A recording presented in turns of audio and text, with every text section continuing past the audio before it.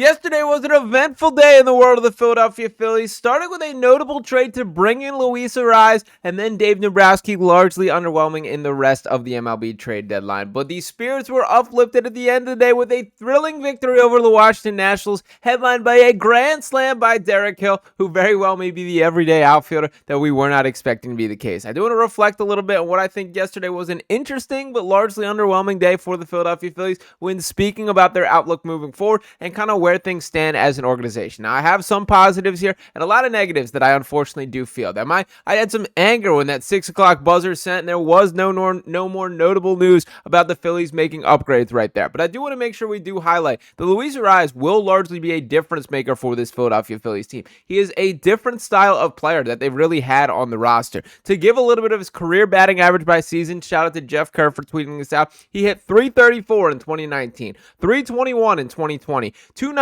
in 2021. He was the batting champ in 3 straight seasons from 22 to 24, hitting 316, 354, and 314. Last season, 292, and then which was a career worst right there. Pretty impressive career worst number, I will say. And this season so far, leading the National League with a 324 batting average right there. Now, of course, batting average has been one of those stats that has almost gone extinct in the baseball conversation. Everyone loves OPS, WOBA, WRC plus, everything that they want to throw their way, but it still matters that a guy can get on base, that can get hits at that rate right there. And why I think it is important for this Phillies team is they have strayed away from it. That this is a lot of all or nothing hitters that they do have in the lineup. The Kyle Schwarbers, Bryce Harper, I even think sometimes falls in that category. Alec Boehm, we know, is a high strikeout guy. Brandon Marsh strikes out at a high rate right there.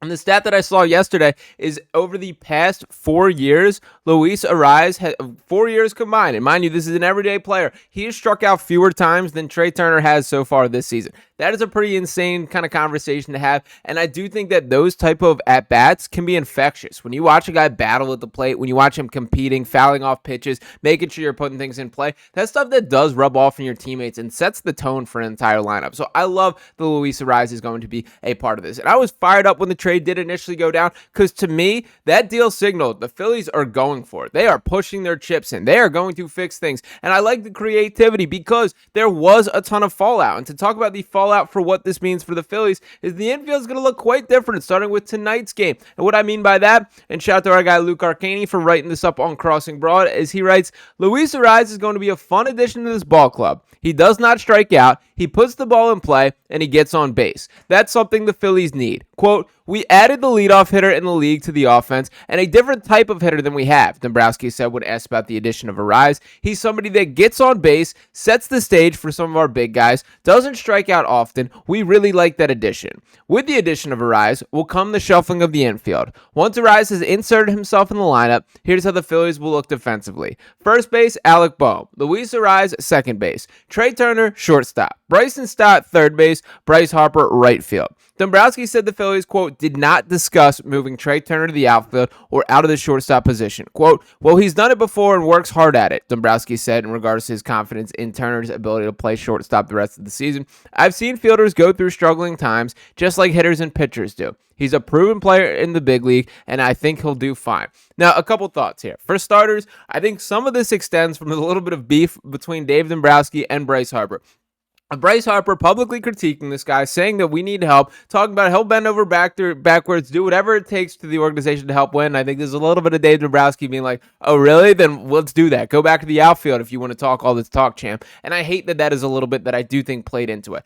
I also think the Trea Turner thing is the most inexcusable portion of this. Now, granted, for starters, Luis Arraez is not this gold glove second baseman. He's a guy that is passable in the field. He's played first base for a stretch right here. He's been a little bit positionless and has kind of settled in at second base, which is why I think he was so public on not wanting to change positions again. But he is here for his bat. Let's make that clear. That is why he is a desirable player to have on your team. It is the way that he hits the ball, not necessarily what he does in the field. So to make your defense worse by moving 3 players as a piece of the puzzle, rather than just have your shortstop shift, like, it doesn't make any sense to me. And in this kind of conversation, I'm talking about put Arraez at second, put Bryson Stott at short, play Trea Turner at third base. I'm okay with giving that an attempt, and that's something that makes a ton more sense. And that's sort of where I thought things were heading. And what that indicated to me is Alec Boehm could be on the move yesterday. Now, that did not happen. And the explanation that we got from Dave Dombrowski on why that they kept Alec Boehm is he said, quote, well, he's got close to 60 RBIs and 13 to 14 homers. I mean, It sounds like, and I know frustrations can rise when you see it, it was a good point made by a scout. When you see a player every day, you have a tendency to look at their downside. But if you compare his numbers, how many guys have more RBIs than him? We think he's a good player. And this has sort of been the conundrum with Alec Boehm is he doesn't suck. He's not the worst player in baseball. But I also think there are real conversations to have based on what the needs are for this team for his role. He's not exactly, checking those boxes from a profile as a player. And to give a little clue into what that means, I wanted to pull up this stat coming from our guy Luke once again, as he says there are 28 qualified first basemen in baseball. The lowest OPS of that group is Kyle Manzardo at .684. Alec Boehm has a 647 OPS, 37 points lower than Manzardo. You kind of have to be a power hitter at first base. That's sort of how the position works, and that's the expectation that comes with it. Bryce Harper has filled those shoes in a perfectly acceptable way. Alec Boehm, not quite the case right there. Now, to bring it back to the Trea Turner conversation, this is what I think is most telling. This quote, and once again from our guy Luke, is he starts off by tweeting, Don Mattingly said there was zero consideration of moving Trea Turner to the outfield midseason. And then Dave Dombrowski said there was no consideration of moving Trea Turner off shortstop. One of two things is happening here. Number one is Trea Turner is refusing to play anywhere but shortstop, and I do think there is truth to dating back when he first came to Philadelphia. There was this handshake agreement of you're going to be our shortstop for the entirety of his contract. That is the deal. And Trea Turner, it has been a reputation thing. He's never been viewed as this super positive defensive player. Now it's gotten worse in recent seasons. He's had some real valleys in his outlook in the field here in Philadelphia, but that was kind of the agreement that was struck. Now, option one of what I think is happening is Trea Turner has put his foot down. I'm not playing anywhere else in the field but shortstop, and this is the organization covering for him. That is kind of what I think is more likely to happen. Option two, I honestly view the Phillies organization in worse light. If you are scared to touch this guy's ego, to make him have this uncomfortable conversation, bring him to the table and ask to do that, if you're afraid of that conversation, that is even more maddening to me, because it is crystal clear he is the biggest root of their defensive issues. And I know he got an error taken away, so now he's technically second in the league in errors, and he's not leading it anymore. But the reality is, and mind you, there's been plenty of plays that have been graded hits that I absolutely think Trea Turner has earned errors for this season, so he's gotten away with some of them. He's the worst defensive player on this team. That's not an opinion. That's a fact. Look at the metrics. Look at the numbers.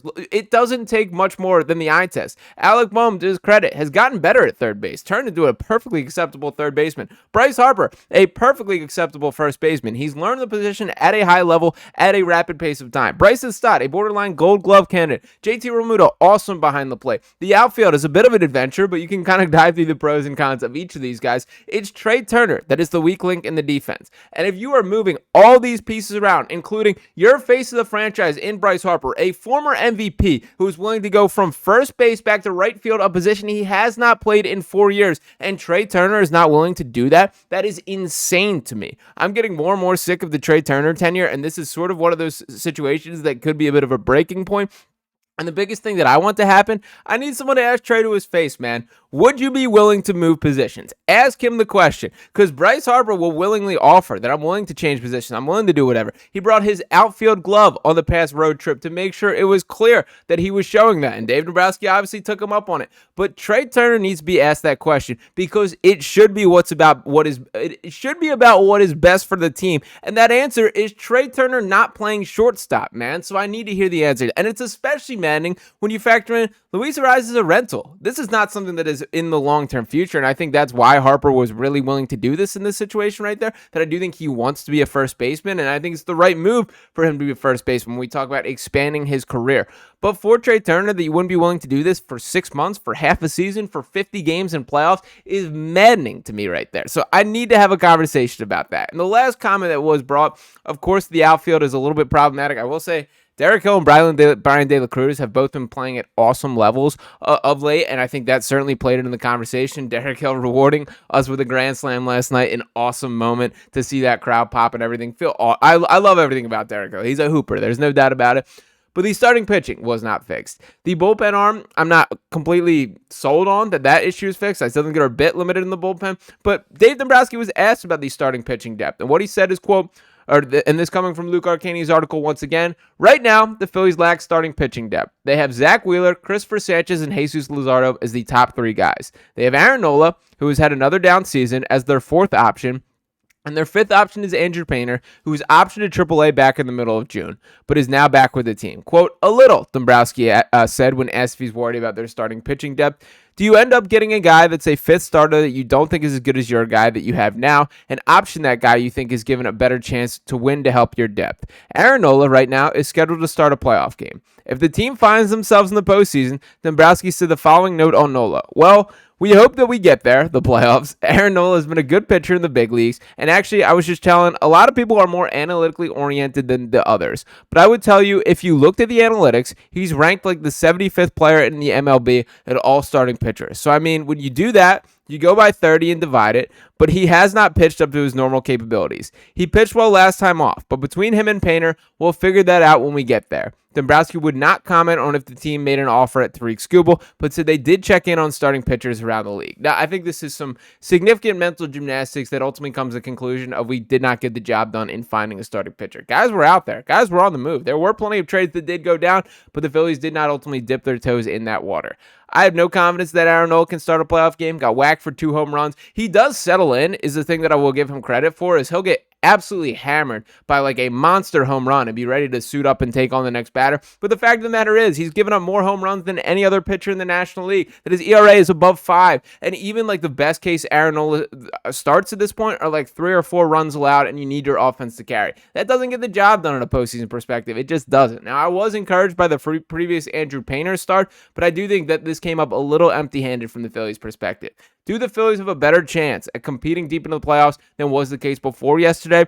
I would say yes to that answer, but I don't feel like this was the push the chips in the middle effort that I kind of expected from Dave Dombrowski, and I thought he showed his hand that it was going down that path in the early mornings of yesterday. But I would love to hear from you guys in the comments. How would you grade the trade deadline? I think I would throw kind of a B- on it. Was kind of my scale. I'm excited about Luis Arraez. I think he's going to be more of a difference maker than some people are giving him credit, but there's absolutely still holes and weaknesses on this Phillies roster, and we will see if they can find a way to cover them up in these coming weeks. So appreciate you guys for tuning into this video here. If you have not already, make sure you're smashing the subscribe to the channel to us right here on Phillies Digest. Drop some thoughts in the comments. Give me anything else that you got. Drop a like on the video, and I'll be back. Talk with you next time. Peace.